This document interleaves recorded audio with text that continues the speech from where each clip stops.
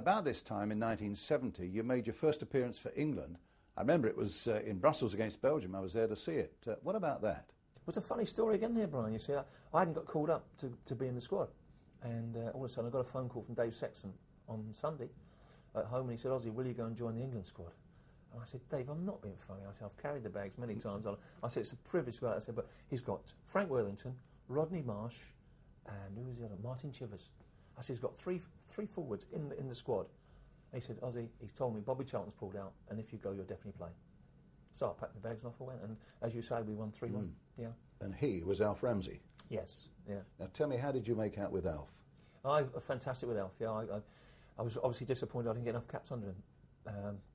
Well, you've got 4 all told. Four all told. That was a starter against Belgium, and then you got 2 substitutes. 2 in the World Cup in 70, and then I got 1 against Italy in 74. Of course, so you were in Leon, weren't you, when England lost to West Germany in that World Cup game? And Peter Bonetti, of course, took a lot of stick that day. Yes, I was very disappointed the game before, because, as you say, I came on as a substitute with Czechoslovakia and Romania, and it was a good results, and I played ever so well. And I'd scored 31 goals I was the top goal scorer in English football that time. And Bobby Moore came up to me after the Czechoslovakia game, and he said, Ozzy, you'll definitely play against Brazil. I went, I can't believe it. You know, and Bobby wouldn't say that if he didn't know. Anyway, we go next day go for the team talk about naming the team the day before, to be honest. We sat down, and he said, the team will be the same team that finished against Czechoslovakia. And Moro's gone, I've gone, yes. Excuse me. I thought, this is my big break. I'm in, you know, this is it, great. And all of a sudden he started talking about Francis Lee going near post and doing this and doing that. So Moro went, excuse me, off. Ozzy came on for Francis Lee. He went, oh, sorry, Ozzy. And I wasn't even in the squad 16. He played Jeff Aston. And I know, I was very disappointed. I really was. And I think Big Jack summed it up in his book. He said the biggest disappointment for us, he said, was Peter Osgood not playing against Brazil. And he said, because he was on fire, and I was. Yeah. And it seems a bit odd for Sir Alf, actually, because normally his man management was very good. I mean, I love the man to death, but I still disappointed he didn't pick me. No, I'd never run him down, but it just, you know, that day killed me off really. And basically we went to the Army. Yeah, Peter Bonetti got a lot of stick, but you know, Caddy hadn't played. He hadn't played in any games, and I think he was at fault for the Beckenbauer goal. I've got to admit he went down a bit late. But then again, you know, Alf had taken off Bobby Charlton, our duel again. If he'd have kept Bergman, we'd have coasted home. So again, you can blame certain areas. Again, I don't think Caddy was at fault for the second or third goal, because I think the defenders, Brian LeBone was playing, and I think if Big Jack had been in there, to be honest, you know, Labby was a great player playing for England, but that particular time, Big Jack would have buried a couple there. Yes. So Caddy got, unfortunately, slaughtered for it, and still does today. So after this great career here at Stamford Bridge, how did you come to leave Chelsea? Well, it was horrendous, you know, to be honest. You know, David called me in, and he said to me, Ozzy said, I'm thinking of making a few changes. So I said, fine, Dave, you know, all right. What are they? I said, why you called me in for? He said, well, I want to make you captain. So I said, I'm not being funny, Dave. I said, that's smashing. But I said, you know, Chopper, we call him Chopper. I said, Chopper's Ronnie's our captain, like, you know. He said, well, the lads look up to you and all this and all that. I said, well, we look up to Ronnie. Ronnie on the field. There's no better leader, Dave, you know that. He said, well, will you think about it? I said, yeah. So we play Liverpool here at Stamford Bridge on a Saturday, and we lose 1-0. So he calls me in on the Monday, and he said, Ozzy, I'm making them changes for Saturday. I said, well, all right, Dave, and I go along with it. He said, well, I'm dropping you and Alan Hudson. Really? So I said, you joke? He said, well, you never put it in for me Saturday. I said, I've gone from captain to being dropped. So I said, all right. He said, well, do you want to... I said, well, we might as well... What are we doing? He said, well, you train with the reserves. I said, right, fine. So we trained with the reserve, Dario Gradi, down at Mitcham. So we trained, and they went up to Sheffield, and they beat them 2-1. Great result there. Anyway, we come back the following week. We're training with the reserves again, Huddy. Trained on the Monday. On the Tuesday, Dario said, will you go and see Dave? So we said, yeah. We went across and saw him, me and Huddy, and he just said, right, are we ready? I said, well, why are we training for you, Dave? I said, no, we're not in your plans and your squad. He said, well, I want you to. I said, well, it's not no point, is it, Dave? I said, you know, what's the point? Let's go, because we're going to play in the reserves on Saturday. He said, well, you don't really want to train with us. He said, you might as well go on. So I said, all right, we go on then, no problem, Dave. And Huddy turned around and said, well, and I'd like a move as well. He said, that's no problem, son. And off we went. Next night, I saw in the Standard, Osgood and Hudson on the list. He said I'd ask for a transfer as well, which I never did in my life. So basically that was it.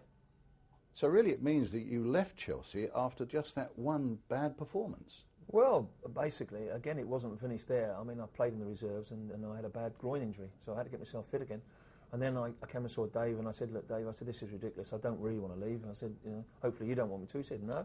I said, well, you know, what about our new contract? I'm due a new contract. Can you talk to the chairman? He said, yeah, no problem. 2 weeks later, I went and saw the chairman. I said, how about this new contract? And he said, no. He said, Dave hasn't mentioned it. So I said, that's it. And I was gone then. And I went up and I saw Jimmy Bloomfield he was at Leicester at the time, bless him, Jimmy. Lovely man. And smashing man, Dave Mackay. And was he at Derby then? He was at Derby then. And Dave offered me a fantastic contract and wanted me up there very desperately. And I was very, you know, because I played against Dave and I knew what a great player he was. So that was an honour as well. But I said and then I saw Tony Wallington of Stoke. And I said to Tony, yeah, well, Huddy was up there, Jeff Hurst was there, they're a good side. And I said, well, I think I might sign for you, but I've got to see Laurie McMenemy in the morning. I went down and saw Laurie, and I had to go to his house, knocked on the door, and he opened the door, he said, locked it behind me, he said, son, you're not going until you sign for Southampton. And that was it. And how did he sell it to you? I mean, because he must have done a very good job of salesmanship after you'd been to these other clubs. Well, he was honest with me. He just said, you know, you've been a super player for Chelsea, and I think you can be, rejuvenate this club because we had a lot of old players here too long. Ted Bates has gone, I'm now the manager. I've got new ideas. I'm going to do this and do that, bring people in. And I'm like, hang on a minute. This even excited Peter Osgood, who had been in Kings Road and Chelsea. Sure. So, I was very impressed with him, the way he talked and the way he sold it to me. And I'm still impressed with him, to be honest. Yeah. And, of course, what a fantastic year it was for Southampton, 1976, with that cup win at Wembley. Yes, Laurie got a good side together, a very experienced side. He got Peter Rodriguez down on a free transfer. He was captain for 3 years. He bought Mel Blythe, who was a very, very good player at the back, and Steely was always there. And we had a smashing left back, David Peach. So we were quite solid, Ian Turner in goal. And then we had a bit of experience in the midfield. It was like Jim McCalliog, obviously. And we had two young boys, which was Gilchrist and Nick Holmes. And up front you had myself, Shannon and Stokesy.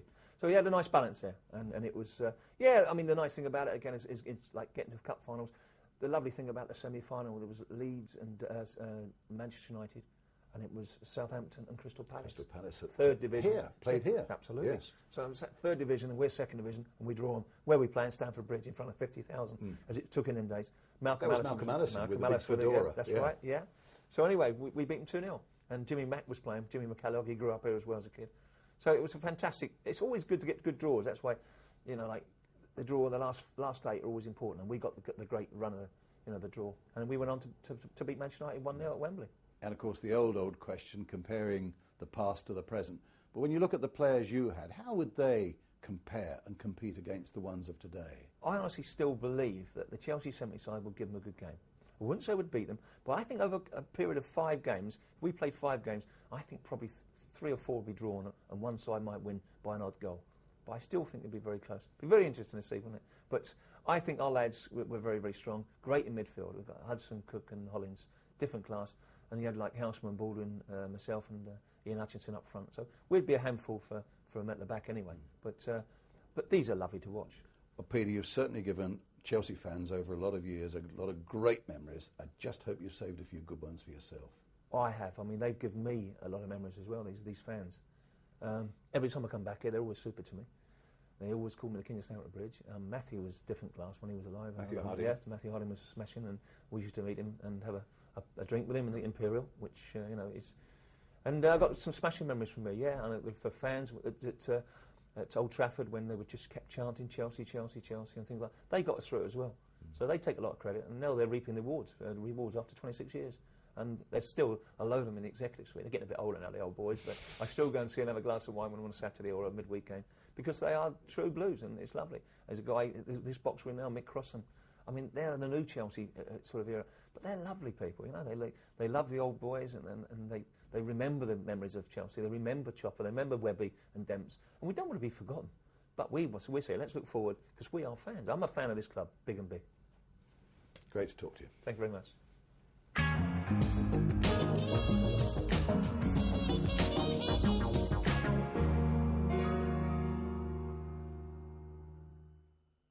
This programme was first broadcast in 1999 and was repeated as a tribute to Chelsea legend Peter Osgood, who died this week at the age of 59.